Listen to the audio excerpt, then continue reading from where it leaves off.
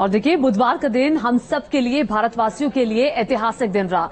हमारे चंद्रयान-3 ने चांद को फतेह कर लिया और इसके साथ ही भारत दुनिया का पहला देश बन गया जो चंद्रमा के साउथ पोल पर उतरा है। इसके पीछे इसरो के कई वैज्ञानिकों की दिन रात की कड़ी मेहनत है। इसरो चीफ एस सोमनाथ के बारे में कम ही लोग जानते हैं, जिन्होंने चंद्रयान की कमान मिलते ही उसे चांद तक पहुंचा दिया। 10, 9, 8, 7, 6, 5, 4, 3, 2, 1, 0.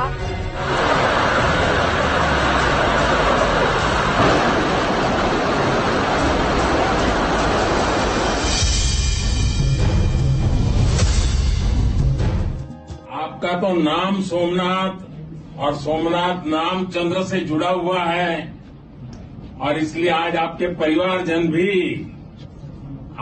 परिवारजन भी बहुत आनंदित होंगे।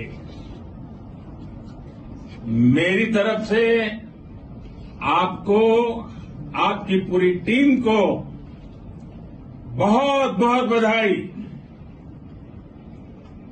और सबको मेरी तरफ से अभिनंदन कह दीजिए।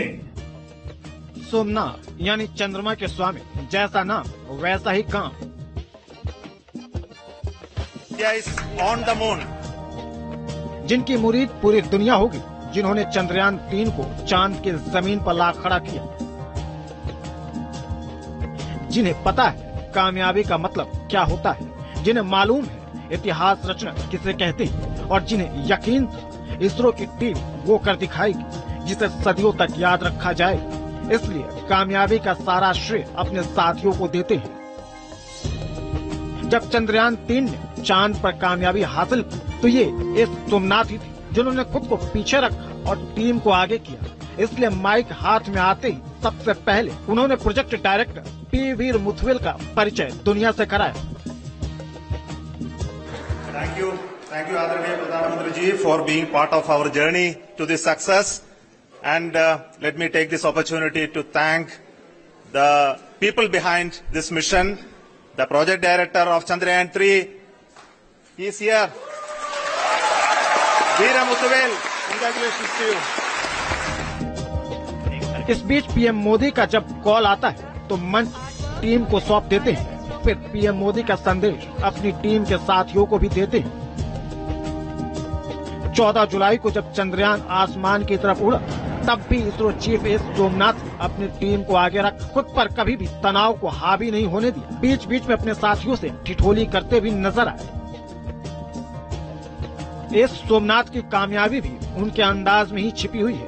इन तस्वीरों को देख लीजिए, इसमें इसरो चीफ मस्त अंदाज में डांस करते दिख रहे हैं, म्यूजिक की धुन पर थिरकते नजर आ रहे हैं। यही तो अंदाज है इसरो चीफ एस सोमनाथ का। इसरो के चीफ एस सोमनाथ ने चंद्रयान-3 की सफलता में सबसे बड़ी भूमिका निभाई। उन्हीं के लीडरशिप में चंद्रयान-3 का मिशन आगे बढ़ा और भारत आज चांद तक पहुंच गया। एस सोमनाथ का जन्म जुलाई 1963 में केरल के आलापुझा जिले में हुआ। सोमनाथ का पूरा नाम श्रीधर परिकर सोमनाथ है। शुरुआती पढ़ाई स्थानीय शिक्षण संस्थानों से हुई। उसके बाद सोमनाथ ने केरल के कोल्लम स्थित टीकेएम कॉलेज ऑफ इंजीनियरिंग में मैकेनिकल इंजीनियरिंग की डिग्री ली। इसके बाद उन्होंने बेंगलुरु के इंडियन इंस्टीट्यूट ऑफ साइंस से पोस्ट ग्रेजुएशन किया। चंद्रयान-3 की कामयाबी इसलिए भी अहम है क्योंकि चंद्रयान-2 की नाकामी के बाद सोमनाथ ने इस चुनौती को स्वीकार किया और 4 साल के अंदर ऐसी टीम खड़ी कर दी जिसने चांद पर तिरंगा लहरा दिया। And all of you know it is not an easy task at all. It's a work of last so many years. Maybe for Chandrayaan-3 it's a work of last 4 years, but for Chandrayaan-2 that was a work of many years back. And the learning that we got from Chandrayaan-2 of our unsuccessful attempt to soft land has really helped us in perfecting the methodology and also to have large number of experiments tests to prove the process of landing. S Somnath के career की बात करें तो उन्होंने अपने career की शुरुआत साल 1985 में इसरो के विक्रम साराभाई अंतरिक्ष केंद्र से की। यहाँ उन्होंने PSLV प्रोजेक्ट में डायरेक्टर APJ अब्दुल कलाम, जो बाद में देश के राष्ट्रपति बने, उनके साथ काम करने का मौका मिला। जो आगे चलकर इस सोमनाथ के गेम चेंजर साबित हुआ। PSLV को डेवलप करने में सोमनाथ का खास योगदान रहा है। इस सोमनाथ मानते हैं कि चंद्रयान 3 का मिशन बहुत मुश्किल था, लेकिन जो काम आसान हो उसमें मजा कहाँ आता है। इस सोमनाथ ने इसरो के अध्यक्ष के पदभार को जनवरी 2022 में संभाला था। उन्होंने कई महत्वपूर्ण परियोजनाओं में काम किया है, जिनमें चंद्रयान 2 और गगनयान शामिल। इसरो के लगभग सभी मिशनों में सोमनाथ की अहम भूमिका रही है। देश के इस महान वैज्ञानिक को सैल्यूट। Team news nation. और आइए बाकी